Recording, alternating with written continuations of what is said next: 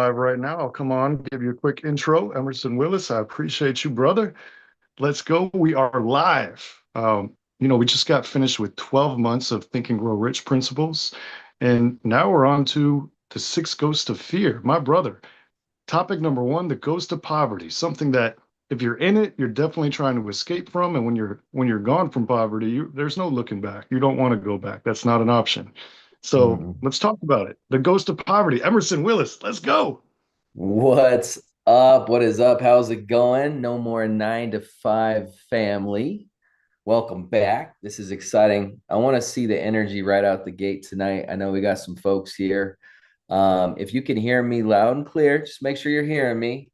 You're ready to absolutely level up your mindset. Drop some 111s in the chat. Let's go. Listen, we've been grinding through the principles of this Think and Grow Rich book like crazy, going deep. And it's we're going through the principles, but we've talked about desire, we've talked about the mastermind, we've talked about specialized knowledge. But tonight we gotta pivot because tonight we're gonna go into the trenches because it says you can pull out the chapter yourself right here, how to outwit the six ghosts of fear. I didn't make this stuff up. This is from Napoleon Hill himself. And if you read the first words, it says right here, well, it says at the beginning, take inventory of yourself as you read this closing chapter and find out how many of the ghosts are standing in your way. Do you want any ghosts standing in your way? No, we got to get them out of here. So, anyways, literally, before you can put any of these principles we've been learning about, any portion of this philosophy into successful use, your mind must be prepared to receive it. All right. So, we've been going deep.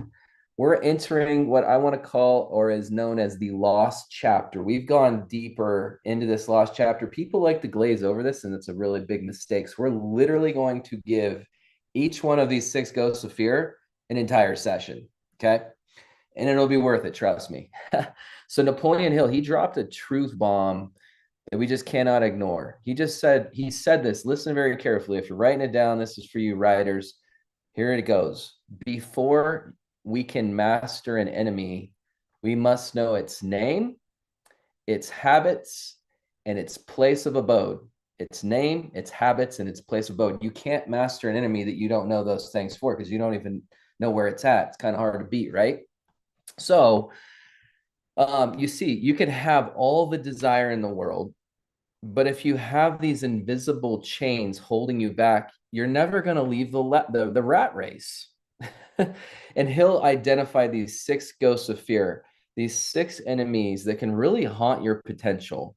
And we're going to hunt them down one by one and just slay them brutally. Okay. So tonight, we're starting as Jason mentioned with the big one. And you know what? You do not have to look far to find this out in the world. Unfortunately, sometimes you have to look far to find it in your own mind because this little he's a punk. So we're starting with this fear of poverty. Okay. And a lot of people might think I don't have fear of poverty. I'm totally abundant mindset, but let's do some research. Okay. So we're not going to just talk about it. We're going to perform some surgery tonight. We're going to open things up and we're going to look deep. Okay.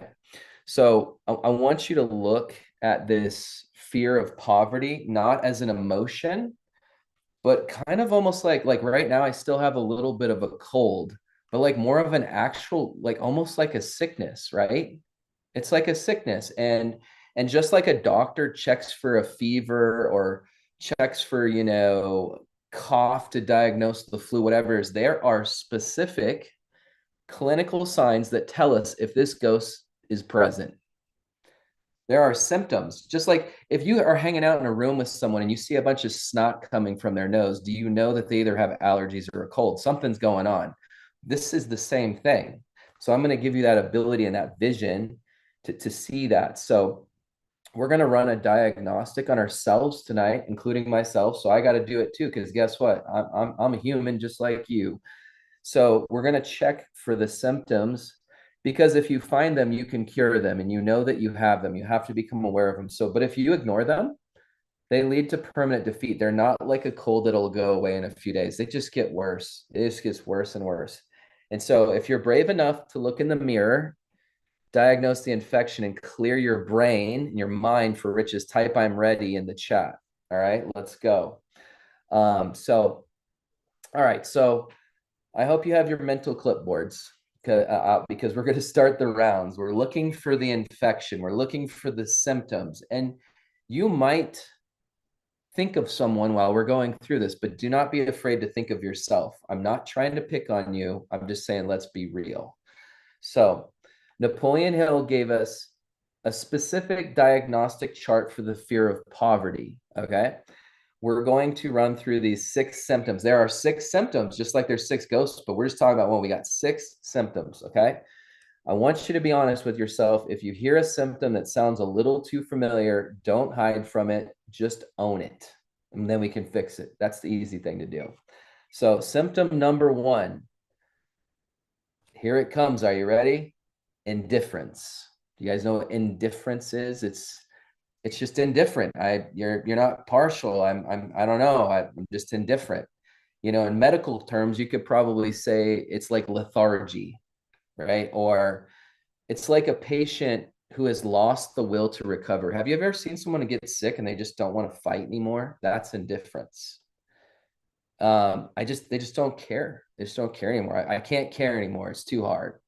So the signs that we might see in ourselves is you might see some symptoms of laziness. You might see someone drifting into the wrong crowd. They just don't care enough to care. I'm going to go hang out with whoever I hang out with. It doesn't matter. They might let other people do the thinking for them. They might not care what they watch, what they read, what they do. They're indifferent. They just don't care enough. So they just accept whatever fate hands them. Oh, have you ever heard somebody say this? It is what it is. Whatever, it is what it is. Now there's that phrase can be used positively, but a lot of times it's just like, I don't know, indifferent. So the result here's the result. So when that happens, you stop taking charge of your life and you start to develop a chronic habit of taking unhelpful actions. Yo, what's up, my brother? Just thinking it out loud, thinking about what you're saying, it's really resonating. And there's a big difference between being indifferent versus knowing what you have control of and what you need to let go of.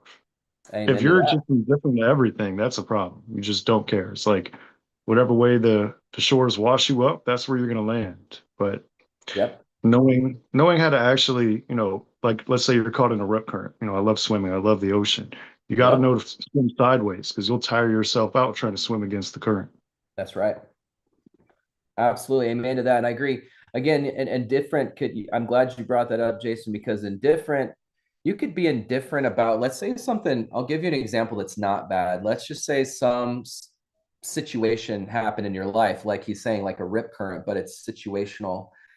And you might go, instead of being so depressed or so upset or angry that this thing happened, you actually could go, that's interesting. You could be indifferent to it, to more like, ease its force. That's a different kind of indifference. But I think what he was saying is just indifference to, like, you're indifference to most things, just a lot of stuff. You just don't care a lot.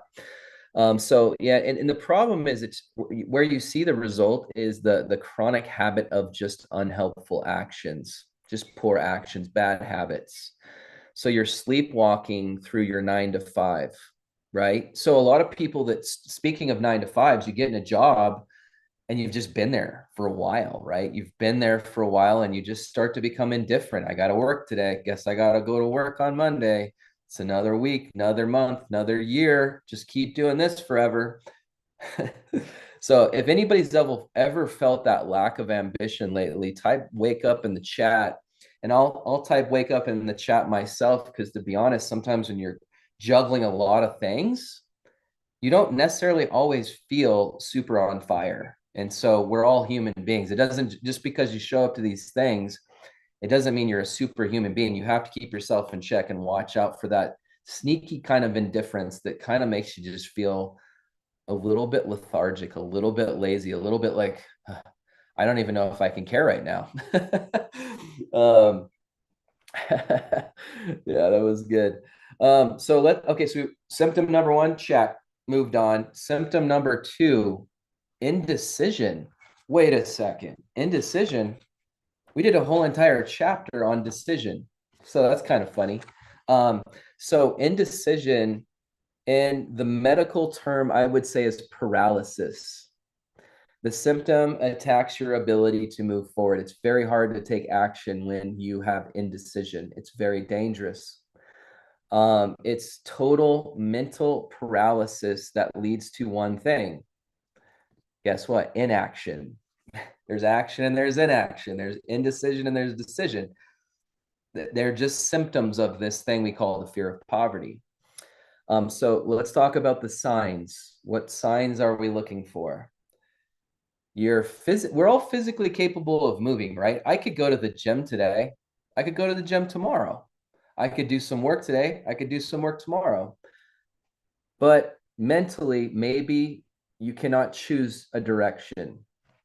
I can't make a choice, therefore I don't do, right? I don't know. I'm still thinking about it, but you think about it so long, you never do anything. That's really dangerous. So the problem with this is what it looks like on a grand scale is you let life literally pass you by without making any meaningful contribution. That's rough.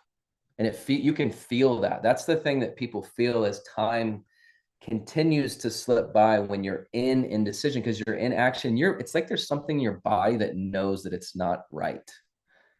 It's like a symptom.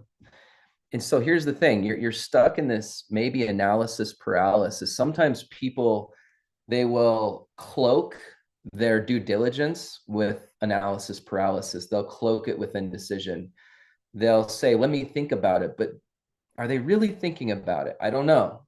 Be careful with that. So chat check, who here has been overthinking something and maybe needs to make a decision? I don't know what it is. Maybe you've been thinking about something and you need to take action. Stop thinking and start doing. So if you got that going on, feel free to admit it and just say move in the chat, or you don't have to say it. Just recognize it, move on. So there it is. Symptom number 2, indecision. Check. We've got 2 symptoms. The third symptom, are you ready? Doubt. Just doubt. We call this low immunity. It's just like a weak immune system.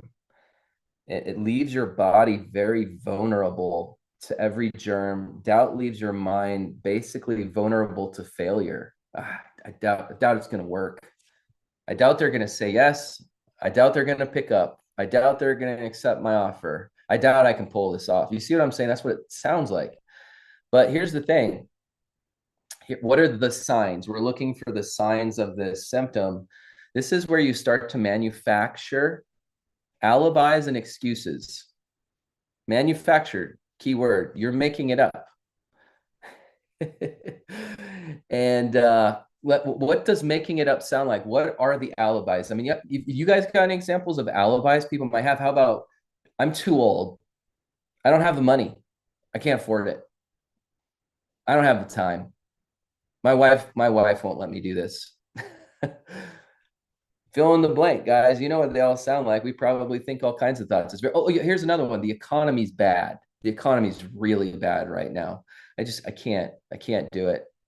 That is literally this sickness talking. So when you hear those words, you're hearing the ghost of poverty. That's what it is.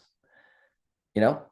And so if you've caught yourself making excuses this week, and again, sometimes you might be trying to take on something that's a stretch for you, listen to your thoughts very carefully, because you might try to talk yourself out of it. I don't know if no, they're not going to say yes. I'll throw a win out there in the crowd. Let's celebrate some wins. I had a pretty cool win this last week, and I don't say it to brag, but I say it to encourage you guys. I hope you guys have some wins. And if you have a win, after I share this, maybe you can share your win. I wanted to get someone really cool to interview on another program that I interview people on, and I really wanted to interview this one person, not anybody else, but this one person. But this one person is kind of a big deal. His name is Glenn Sanford, and he's the original CEO and founder of eXp Realty, and they ended up buying success.com. And I thought to myself, man, I would really like to interview this guy. how the heck am I going to reach him? He's a billionaire. Anyways, you know what? I clicked right into abundant mindset. So I'm going to find his information. I'm going to call him. I'm going to text him. I'm going to do whatever I have to do to reach him. I don't care what it takes. Guess what? I found his phone number. I sent him a text message. He didn't reply the first day. I tried to call him a couple times, nothing. I was like, well, whatever. What do I have to lose? Guess what? A day later, I get a message from him. He goes, hey, Emerson, sure, that sounds good. I'd love to do it. I'd love to check it out. Grab a spot on my calendar. Boom, done. Met the guy, interviewed him on the show. We're talking about doing business together. I mean, I could have sabotaged myself and said, there's no way he's going to say yes. There's no way I'm going to reach this guy. So do not doubt yourself. Does anybody have a win they want to share? Anybody? Jason, Saeed, you got a cool win? Even it doesn't have to be glorious. It could be something, anything. I always have wins to share. So, just today we are on the Rise Above the Grind podcast, which we've also been live streaming like we are live streaming right now to YouTube. And I was talking to Maury and Willard about this just right before the meeting. The community is growing. Like the vibrations of the No More 9 to 5 Club 2026, people aren't keeping it a secret. And that's a big win. Thank you all. I love it. That is a wonderful win. I want to see this community grow to thousands and tens of thousands of people. Let's go. Hey, what's up, John? How you doing, my man? Good, Emerson. Thank you. Yeah, you just gave me a win just now as far as a mindset shift. Gary Player is somebody I've been thinking about contacting because I'm very much aligned with him being 90 years old and doing what he's doing. Mhm. And he's out there. But I know that his son, I know anyways, you gave me a lot of inspiration to say, pursue him, pursue him, pursue him. I have so much value to offer and back and forth. So thank you for that.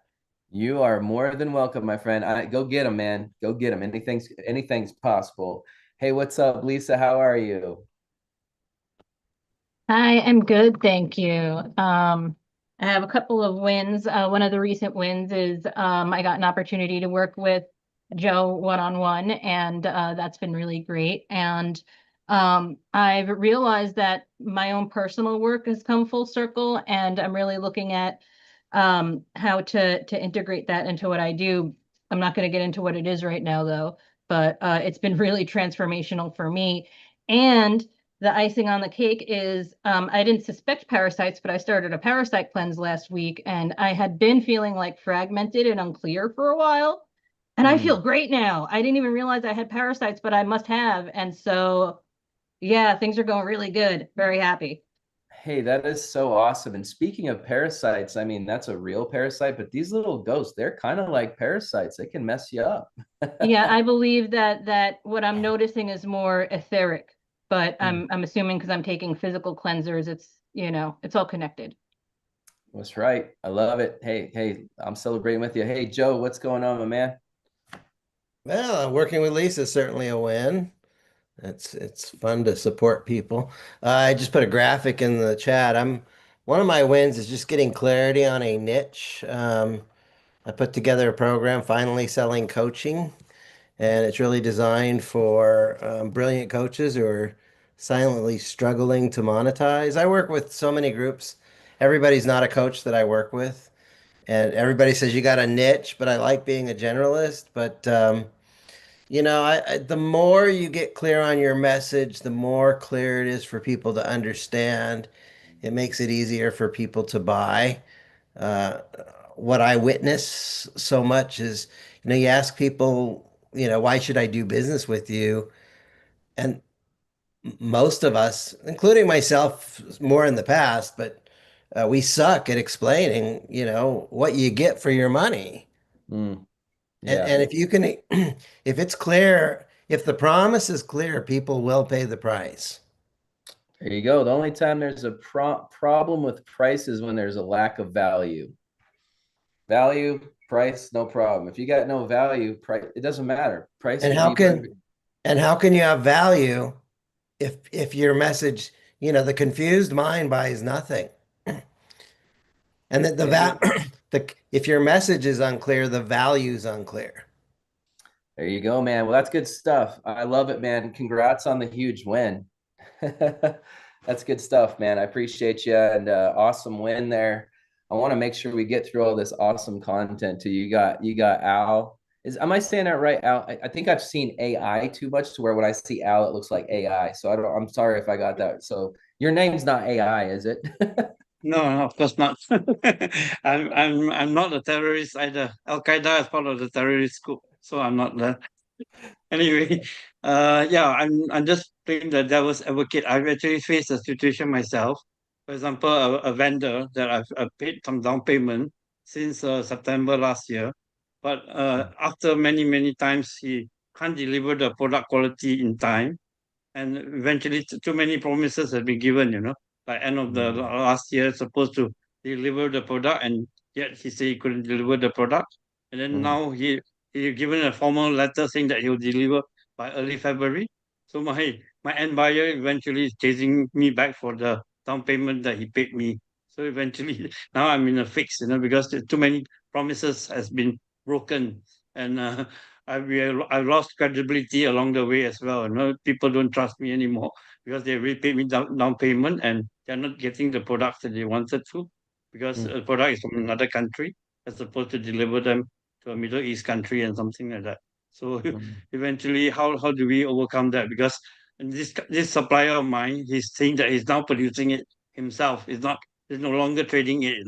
He got burnt by other Indonesian supplier, for example. Now he's doing it himself. Then people lost credibility and trust already. So what can you do? Because we have so many doubts about that, and my end buyer is chasing me for that. Hey, that's lost a fair credibility. question. That's a fair question. Thanks for being vulnerable. And I think Jason might even have some wisdom to speak here, I feel. So yeah, let's hear it, man. Thanks for sharing that, Al. And I think I have an answer too as well. Yeah, absolutely. You can turn a win out of anything. So if you didn't drop the ball, the people that you had the relationship with, you need to go talk to them. You need to communicate very effectively and upfront. Don't try to hide anything. Maintain the integrity in your relationship and look for a vendor who's going to deliver high quality products. Because if you're out there and you're trying to connect the buyers with the sellers and you got a seller that's crapping on your good name, you can still count that as a win because now you found one person not to do business with. So even if it's a lesson learned, you can still find a win in it. I have to agree with that full-heartedly, Jason. That's very, very wise words. And I go back to this book, Think and Grow Rich. And one of the things I love that Napoleon Hill says, and this is something I've leaned on over and over and over, is this: every adversity presents a seed of equal or greater good. Now, that sounds easy until you're dealing with a situation like what you're talking about. And you go, how is this good? But like Jason said, you can say, instead of looking at it, when you look at something different, it changes the way it is. So if you look at a situation that seems like a bad situation, actually maybe try asking yourself questions like, how can I learn from this? How can I grow from this? There's a reason this is happening. I know that it sucks. That's okay, because it's giving me signal. It's feedback. There's a big difference between temporary failure, or sorry, permanent failure and temporary defeat. Those are two very different things. So this is more of a, you might have had a setback, but setbacks set you up for comebacks. And like you said, that's okay. You can only control what you can control. So like I would just suggest, man, don't doubt yourself. That person revealed themselves. What can you learn from it? Go build your name. You have no idea what kind of doors are probably opening and might have come as a result of that situation. That's the cool part about it. So life is weird like that. Anyways, all right. So that was doubt. That's doubt. No excuses. Let's just move on. Let's get rid of doubt, because that is a symptom. Here's another one. These are all really similar, but worry. Do you know any worry bodies? Worry, just worry. It's a symptom of high stress. This isn't just in your head. It's acute. It manifests itself physically. Sometimes when you worry, you literally feel it. You feel crappy. And the signs are that you start to display erratic behavior. You start to think like you're worried and you're this erratic behavior, you're stressed out. Maybe you even get physically sick because of it. You're not sleeping, your mind's racing in bed. It wreaks absolute havoc on your system. And you cannot build an empire when you're drowning in anxiety, right? Joe, yes. Yeah, the thing about worry is it's like I worry about these bad things that are going to happen in the future. And usually it's a hallucination. Usually those bad things don't happen at all. That's right. In a way, worry is it's a form of negative prayer. That's Like, right. you know, oh, what if they don't pay me? Guess what? If you put that energy out into the world, they're They not might going not to pay pay you. you, right? Yeah. Yeah. You It's a know, funny thing. It's a funny, what if she doesn't like me? What if you think you're it's funny. It's almost like the other people's intuition can hear it, right? They can feel it. And remember how we went to the sessions on the brain and the mind. We have this broadcasting and sending station. We're sending out signals all the time. Worry is the signal, and the other party can feel it. And you know what? When we went through imagination, do you remember the chapter on imagination? Our imagination is supposed to be the workshop of the mind that creates brilliance. Unfortunately, it's been used for a lot of people to create their horror stories. It's been you know what I mean? It's really crazy. So be you, you careful. know, Yeah. I had this I used to keep saying, why do I keep attracting all these broke people? And guess what I kept attracting? More broke people. Right. And so I changed it. And I started saying, my ideal clients happily and easily pay my fees. And guess Mhm. what I started attracting? People People are look like, at oh, you. Joe, I'm so grateful to work with you, you know. I'm coming up with the money for you, you know, and it's like what a privilege to work with you. And it's that simple shift. And I didn't go out and pronounce why do I keep attracting broke people to the world, but energetically Mm. we attract it, and it's a very simple shift. My ideal clients happily and easily pay my fees. And when somebody starts whining about the money, I just say, look, my ideal clients happily and easily pay my fees. You're whining about the money, so you're not my ideal client. Come back when you're ready to happily and easily pay my fees. I love it, man. Good stuff. Good stuff. It's true. Yeah, absolutely. So so yeah, if you're dealing with worry, if you're feeling it, just take a deep breath and you need to release that stress, right? Let it get out. This is another symptom of this ghost of poverty. Once you guys get this like locked in your head, you're gonna start looking around the world and you're gonna be like, that's poverty mindset, that's poverty mindset, that's poverty, you see it everywhere, and it's kind of scary. But don't like judge people on it, but the reality is you're literally seeing it poke its nasty little head out all over the place. And it's cool when you can identify, because you can help people adjust, right? In gentle ways. Now let's get into symptom number 5. This is another one, and you have to be careful with it, but it's over caution. So this is kind of the symptom of atrophy. You guys know what atrophy is? It's like if you don't work out a muscle, it literally shrinks. Over caution it's kind of like indecision, but it's similar. But what happens is when you don't use a muscle because you're afraid of getting hurt, it gets weak. So if you're not taking action because you're overly cautious, you're not able to grow. You're actually shrinking. You're either growing or shrinking. So be very careful with over caution. I'm not going to suggest to do something dangerous, but also at the same time, maybe step out a little bit, get out of your comfort zone. If you're not getting out of your comfort zone, you're in an atrophy zone. You're going to keep shrinking. So, and it does, it will wither away on you. So this is, again, it's going to be something that supports that poverty mindset. So here, what are some signs that you're in an overcautious state? It's you refuse to leave your comfort zone. And guess what? The more you grow, the more your comfort zone shrinks, and therefore demanding of you to take more risk to get further outside of that zone. It's very easy to build a comfort zone that to other people looks challenging, but you actually might be in a comfort zone. Be very careful with that. It's personal, it's to each individual, right? We grow individually. Yes, brother, what's up? Just thinking about what you're saying about these comfort zones and the poverty. A lot of people probably get stuck in poverty because they try to escape it by becoming more comfortable, by making their nest more comfortable. Whatever free time they have by pampering that free time instead of investing it in something. So just really resonating with what you're putting out there, my brother. Thank you. You just gave me chills when you said that. I can actually feel that. I can see that. I can imagine. That's why people watch Netflix. That's why they watch TV shows. They just need to, I don't know, sear their conscience, just get more comfortable. Distract me. I just need to be comfortable. Distraction is a form of comfort. It's like, and you know what? I'll throw this one out there. Some of y'all maybe have had points in your life where some people had addictions or did things where they were, another one is someone likes to sit down at dinner and they're like, just give me a drink, man. Just give me a drink. I need to feel more comfortable. Give me, give me a smoke.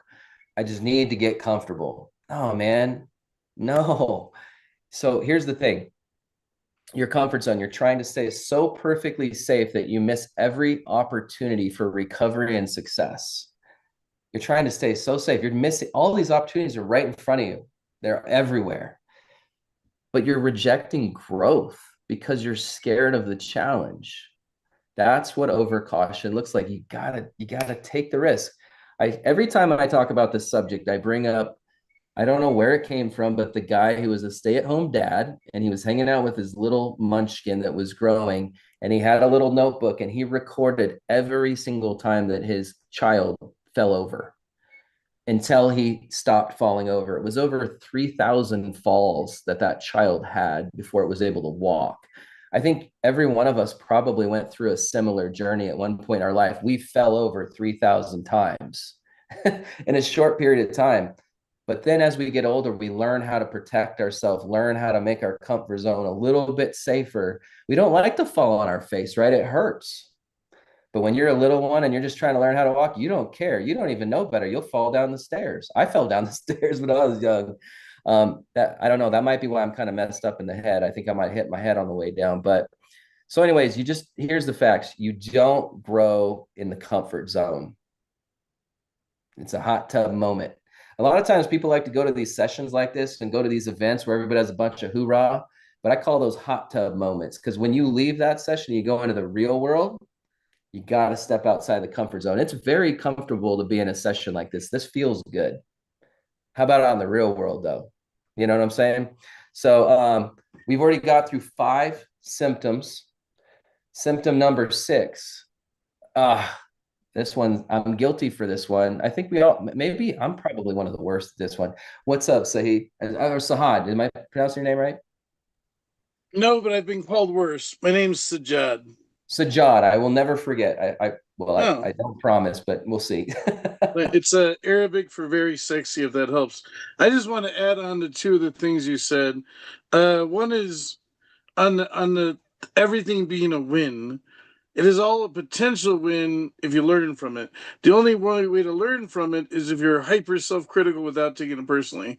So if you don't take full accountability for everything that goes wrong, then it's not a win. Yeah, errors are only a win only if you say, only if you grow from it. So Yeah. what I have my clients do is tell me what you did wrong, but don't give any qualification to what you did wrong. Don't say, I did this wrong, but it's because of this and this and this. Because when you say it's because of this and this and this, you're not learning the lesson you were there to learn. And I have one more thought, but go ahead. No, you're good, man. I appreciate that. I love it. Taking accountability is huge. It's very hard for some people just refuse to take accountability, man. I screwed up. I take full responsibility for it. I could give you an excuse, but does it even matter? I think the excuse takes away from the potential of the growth. Because when you give the excuse, the rationalization and justification, you take away from accountability comes power. Because if I say, well, it's Maury's fault, which it usually is, then there's no way that you Canadian, there's no way. I went 37 hours without making fun of a Canadian. There's no way for me to grow if I blame Maury. Here's my other thought, and I disagree with you, or maybe you can clarify. Sure. I don't think people are scared of growth. I think that it's safety and security inside of the tribe, right? So the zebras and a zebra that runs in the middle of the pack. People are afraid. I don't think they're afraid of growth. There's a fear of success and a fear of failure. They're afraid that if they put themselves out there, people are not going to like them. They're going to get socially rejected, which that is what's going to happen. I don't think it's the fear of the change and the growth. It's the fear of the unknown. It's the fear of if I succeed, if I've been failing and I succeed, what does that look like? If I fail and I was trying to succeed, it doesn't matter. It's the comfort of the place that we are in. I don't think it's the fear of growth. I think it's the fear, it's a biological rooted safety and security staying in that zone. Hey, yeah, no, I don't necessarily disagree with you. Hey, I know Jason's got something. I know he's cooking on this. Yeah, no, I've met a lot of different types of people, and there's a lot of different types of fears, realities, belief systems, and situations, which is why I don't believe in a one size fits all solution, right? Somebody that wears the same size shoes and are the same height as me might not speak the same language, might not have the same bank account, might not have the same resume, and that's okay. So, there's going to be a lot of different fears. The one fear we're talking about tonight is specifically the fear of poverty. And what happens with that? The ghost of poverty. We're actually going to be covering 6 different ghosts of fear. So there's going to be a lot of different fears. I had a real quick story. I was on like a LinkedIn Live where I was the guest expert, and I had time. It was like I talked for like a half hour, and then I called somebody up who said that they were self-sabotaging because they had a fear of being successful. It took me less than 5 minutes to turn that around in front of like 80 people on LinkedIn. I said, "Why are you afraid of being successful?" I don't know if she had never asked herself that. She said, "Well, I'm afraid that I'm just not going to have the quality of life I have now. I'm going to be busy. I'm not going to be able to be there for my friends and my family." And I said, "Well, so you're working full time right now and you have time, but you'd rather do that and be unsuccessful than just decide to be unsuccessful and still have your free time? What changes? Why do you got to work 80 hours a week to be successful?" And she said, "You know what? You're right. I don't." So a lot of these are just limiting beliefs that people tell themselves. I don't want to be successful because if I'm rich, then I'm busy. I got to work 120 hours a week. That's a rat race. And if you create that hamster wheel for yourself and call it a business, God save you. Yeah, spit and fire, man. That's so true. It's so awesome. Real quick, and then Joe, you can pop in and let's try. We got 21 minutes left. I just wanted to say, when someone has their belief system, a belief system adjustment sometimes is all somebody needs. And what Jason just demonstrated was so cool, because I met a guy, his name's Tim Sure. He has this program he calls One Belief Away, but sometimes a lot of people's problems are stemming from one belief. And Jason identified that one belief for that lady and nipped it in the butt. And all of a sudden she's like, because if your belief shifts, everything that stands on top of it shifts as well. And that if you get to the root belief that's causing the problem, you can get to the root of the problem. It's huge. You nailed it. That was cool. Hey, Joe. Yeah, sometimes it's belief and sometimes it's identity. So imagine that you are you work on the assembly line. You have an identity as an assembly line worker. And then you get promoted to be a supervisor. So one of two things can happen. You can grow to accept yourself as a supervisor, but if you keep thinking like an assembly line worker, you're going to snap back behind that old identity. And one of the things I learned is the 3 rules of sales. Rule number 1 is always have your client's best interest at heart. Rule number 2, what's in your best interest might be uncomfortable, and I challenge you, are you willing to be a little uncomfortable today to have the change tomorrow and a better future tomorrow? And if we're not, so we all say we want to grow, but we also don't really want to be uncomfortable. And so that comfort zone keeps us bound to the old way. And I think part of this fear is not a fear of success, but a fear of changing into, a different, I'm comfortable in my identity of who I am, and I have stories about who I am.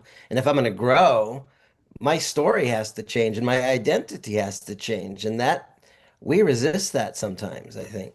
Yeah, that's true, man. It's and an identity comes from a belief. You believe I am this. That's a belief. And it's really wild. You're right. Identities are, I'm not a smart guy, or I'm incredible. Everybody loves me. You could, like, it's a good point, man. Yes, Sajad. I think I Thanks. got that.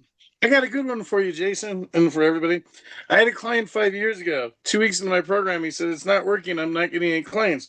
I said, "Are you doing everything that I teach?" He said, "If I do all that, I'll get a whole bunch of clients, and I can't handle that." So he, he was afraid of what would happen when he had too much business and too much money. And a quick note on that: if you're not set up to take it, if you're not prepared for the success that's going to come, the success won't come because you're not prepared for it. So you got to have the systems and the contracts and 5 different ways to take. You got to be prepared for whatever is going to come. You have to have the organization first. You got to be prepared for what's going to come to you, kind of on the woo-woo stuff, in order for the stuff to come to you, because it won't come to you if you're not set up to accept. Yeah, that's good stuff, man. And you'd be surprised, man. A lot of people don't tell you what's going on inside here until they start talking, until you start challenging them stuff. That was really good. It reminded me of a good friend of mine, Greg Kimball. He has the what is it, final percent. And I don't think it came from him, but he said there's this process. You guys have probably heard it before, but it's the whole be, do, to have. You got to become, right? You got to become that person first. And you got to do the things. You got to do the things that it takes for that person. Then you can have. Then you can have. A lot of people want to do the have first before they become, and I agree with that. I agree with that. So yeah, man, over caution again. This is just a symptom. It's over caution. Just be careful with over caution because it leads to atrophy. It causes you to wither away. So if you want to grow and not have atrophy, you've got to be you've got to be mindful of over caution. Some people are incredibly overcautious, and conservative people can fall into that category. They protect. I got to keep my money safe, safe, safe, safe, safe. I can't take any risk. Well, you're limited. You're going to stay right there. You'll keep your money, but you're hoarding. You know, we're meant to spread our wings out. Human beings are incredible. We can do incredible things, but we can only do things that we actually truly believe in.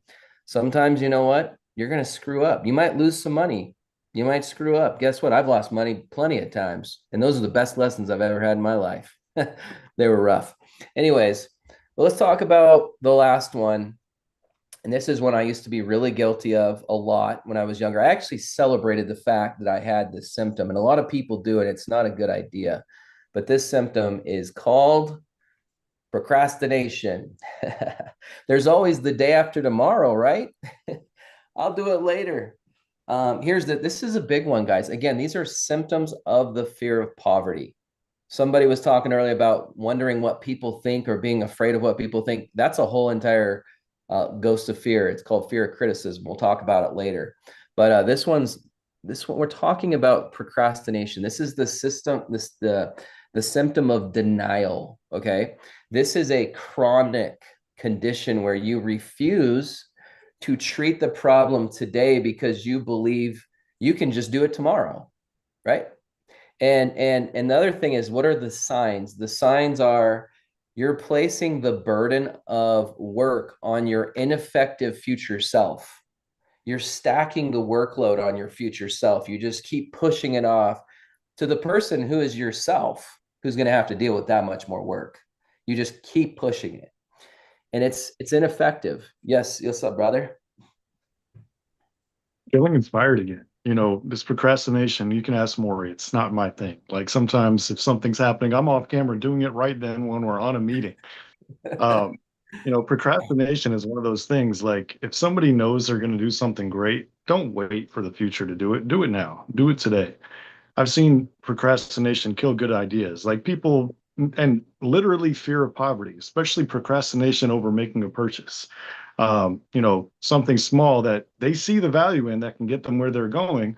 But they're like, no, I can't depart with my hard-earned dollars. Even though I know I need this, I agree I need it. I work too hard for my money, so I'm going to save up a little bit and get to it later. Meanwhile, we're still paying for the Netflix subscription and watching Amazon Prime at night. Procrastination. Man, it's a rough one. And a lot, I couldn't agree more with you than that. And sometimes there's a reason why your mind's like telling you, it's like a reminder, like you got to do it. Like sometimes just take action. Take action. You know, they say that if you find the secret to this book, you could do anything or have anything you want in your life. What's the secret? You know, if you ask Bob Proctor when he was here, you know what he'd tell you? Well, if I tell you, you won't go looking for it. Better go find it. The reason is because when you get deep in this information, you're gonna find it. But I'm not gonna tell you this is the secret, but I'm gonna tell you one thing is take an action, take massive action. That's a big deal. What's up, Willard? Hey, Emerson, always a pleasure, always great information. Sometimes I just love to sit and absorb, with all of it going on. And just the thing it triggered for me when you were talking about procrastination, all of these things that you've talked about intricate, yeah, I can't say it correctly, I know what you intricately mean. tied Yeah. together. When we're talking about waking up, indecision, doubt, fear, Mm. procrastination.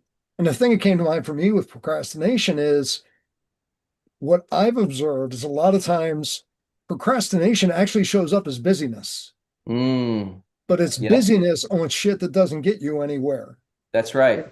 Staying busy rather than focusing on results producing activities. So you can fool yourself because of the fear going, I've shared this a couple of other times that in America, at least, you could say that most people want to be a millionaire. Why Hmm. aren't they? And Right. it's not just the fear of failing, it's the fear of who do I have to become? What do I have to learn? Are people Mm. still going to like me? Am I going to be able to understand what to do with those taxes? There's so many fears. Yep. So even though I'm telling my friends, yeah, I want to be the millionaire, I want to do these things, I'll make it look like I'm busy as shit, but I'm just being busy rearranging things on my desk rather than picking up the phone and making a call. Or Mm. I'm being busy doing X so I don't have to focus on my relationship, or I'm too Hmm. busy to go to the gym. Hmm. So I think procrastination can still be reformatted as a lot of action with no intention. Amen, brother. I couldn't agree more with you. And I'm so glad you brought up busyness. There's a big difference between business and busyness. And it can be a long phone call, right? Sometimes when you're having a phone call, maybe it's a business person you're working with. You don't necessarily need to talk for 45 minutes. Did you get to the action items? Can you I mean, sometimes it's good for relationship building, but I'm guilty of sometimes having too long of phone calls with individuals. And that's a guilty thing I figured out. And it's like, organize your schedule. There's an entire chapter in Think and Grow Rich about organized planning, right? Busy, busy, busy, busy, busy. Yeah. Busy doing stuff that doesn't put money in your bank account, busy just making noise. I call it noise versus signal. Signal is what you want to tune into. Noise is just like, get it out there. That's static. Good stuff, man. I appreciate you and you're spot on. Hey, what's up, Joe? Yeah. Action is super important, but Napoleon Hill, what's the biggest reason people read Think and Grow Rich and they don't get rich? And I Mm, think I think it's accurate thinking. Accurate thinking is one of the principles, and that's the one that takes the most work. It shouldn't be yeah. called Think and Grow Rich. It should be called Think Accurately and Grow Rich. And what happens is a lot of people they think they got it almost right, but almost right ain't right. And in the Yeah. Law of Success, which is his big book, he's got Yep. a really long chapter on accurate thinking. And he says accurate thinking is like a 2-ton wrecking ball. And, Mm. and accurate thinking is like a 2-pound tack hammer. Yeah. Yeah. Okay. And so when we're almost right, we got the 2-pound tack hammer. But when we have accurate, when we're spot on right, now our actions are more effective because our thinking is more accurate. If Mm. we take Yeah. if we take actions on inaccurate thinking, we are not very effective. And so before you act, we all want results, but results come from actions. But before actions is a thought. And so I used to think discipline was controlling my actions, but real discipline is thinking of the thoughts that come before the actions. And then when I have good thoughts driven by, good actions, I'm going to get more powerful results. Yeah, I agree with that. Yeah, it takes balance. You're right. It's kind of like the difference between practice makes perfect. No, perfect practice makes perfect, but you do have to be careful with the over caution, the worry, the doubt, the indecision, because sometimes that can actually paralyze someone. If they hear that, they're like, shoot, I don't even know if I'm thinking right. How do I know? But it does take discipline and wisdom and growth. And that's why it's good to have a coach. That's why it's good to have someone who understands how to think, and like you can use material like this and to learn how to think better. That's what a lot of people miss the part. They want the rich part, but like you said, the think part, you can't get to the rich without the thinking. But even like you said, accurate versus inaccurate, I like that. It's really good. Thinking accurately takes hard work. Like people say, oh, sales is a numbers game. I challenge that. Like, maybe it's not. Maybe if we treat people like a number, we're actually objectifying that and we're not even having a soulful connection. So sacred cows make the best hamburger, and we need to challenge those things. It takes money to make money. No, it doesn't. It takes customers. Like if you're stuck on it takes money to make money and you're waiting for an investor to come along, you're going to wait a long time. It's entirely Yeah. possible. You're going to wait a long time. So it doesn't take, so a lot of people are going around, sales is a numbers game. It takes money to make money. And they have these inaccurate thoughts. And that's what's holding them back. Yep. Yeah, that's good stuff, man. I want to make sure we get to Sajad. Thanks for that input. It's awesome. Really appreciate you, man. Hey, Sajad, what's up, man? Napoleon Hill was broke. Mm. I think he died broke. So he Mm. sold a lot of books after he was dead on how to get rich, but I don't think he had any money. But that wasn't my point. The most important thing. Oh, Emerson, I saw you a couple times. From my limited perspective, this is the best job you've ever done before. Oh, thanks. The most important thing you said, from my perspective, is people do a lot of stuff that makes them feel good, Yeah. including this. This is masturbation, right? This is philosophical philosophy without action. Is what do they say? The Bible, faith without action is all this stuff is waste. Like people attend my networking events, they don't raise their hand, they don't DM anybody, they don't meet with anybody. The vast majority of people don't actually do shit. They consider it work. It doesn't make any money. People are just lying to themselves. So they do a lot of things that make them feel good about themselves, but they're fucking broke. You gotta take action on the when I listen, I listen to everything. I've got 15, you can't see it. I've got 15 social media posts from what you said, Emerson. And I Awesome. even Jason and the Canadian said something smart. So I'm not just taking this to come here and You got like, oh, look at action. these bunch of sexy, lonely men. I'm here to take things to make posts out of them to make me more money. Otherwise, this is a bullshit waste of time. Yeah, I understand what you're saying too, and it is a real thing in the personal development space, and I want to acknowledge that. And the cool part is, like for me, I know that my growth journey is never done, but I'm always taking action on what I'm learning, and I'm constantly stretching and finding that edge from what I'm learning. And you know what? I find that sometimes that one thing that I learned like a year ago or 3 months ago, I'm like, bam, I just did it. Like I'm subconsciously, your mind does need some repetition too. So it's kind of a catch 22, but I hear what you're saying. But a lot of times people are just sitting around. Sometimes they do these things so they don't have to take action, and that's facts. Hey, and by the way, I'm going to make sure before we send this thing off, just because you said that I implore every single individual on this call to go take action and do something with this information. So that's really spot on. I love that you already have a plan. That rocks. Hey, Willard, what's up, man? You may already have the answer to what Sajad was pointing out. I brought that up as a question once to one of my mentors who is, I mean, you guys might sit down and have very deep conversations, not in a competitive way, but of who has studied Napoleon Hill, Think and Grow Yeah. Rich the most. This Yeah. guy does a year-long course with people on Okay. Think and Grow Rich. Uh-huh. And after reading Outwitting the Devil, that was one of the questions that came up for me. I'm like, okay, he's teaching the principles that so many other people build their whole careers on. Why was he homeless at that point at the end of his life? And my mentor, his name is Alonzo, I'll give him credit for it.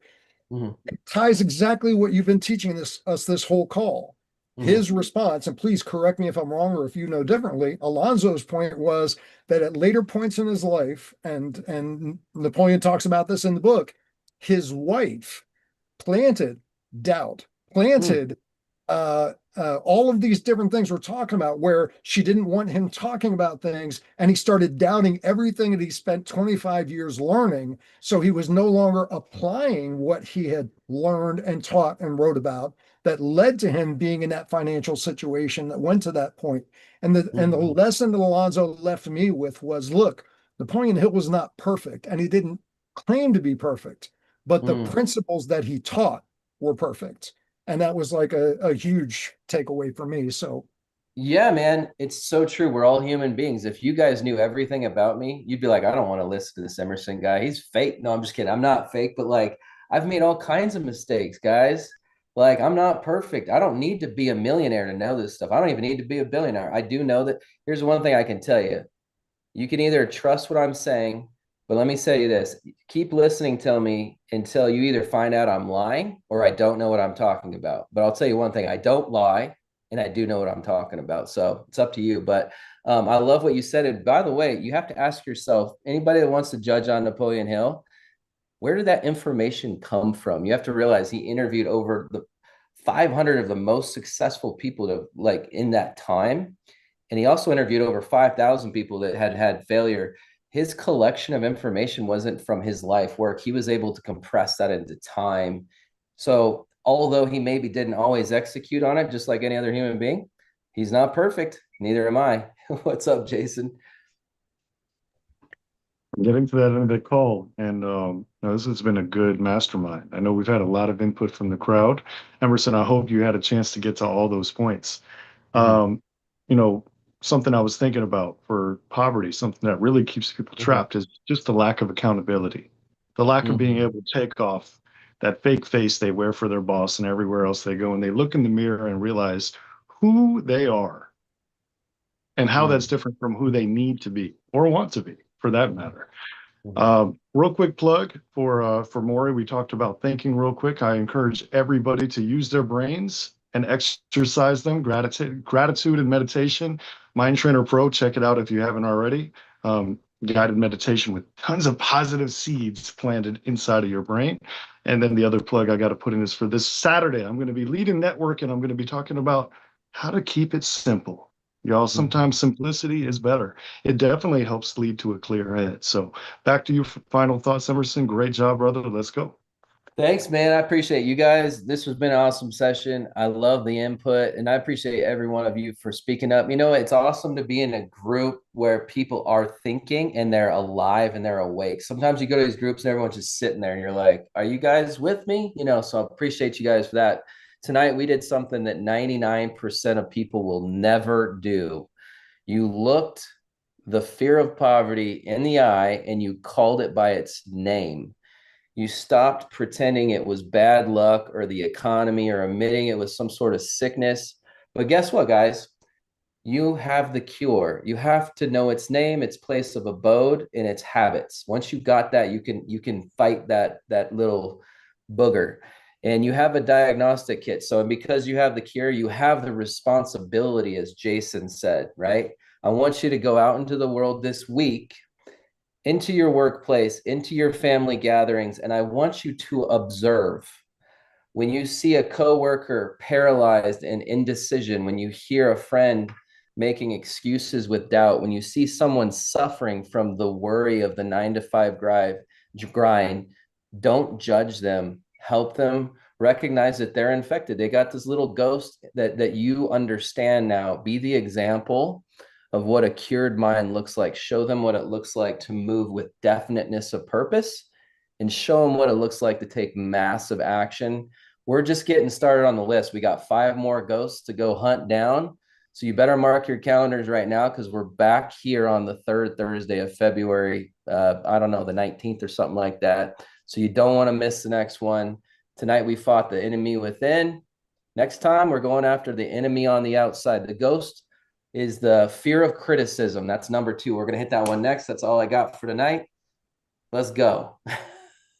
Oh, let's go. Thank you, brother. Everybody have a great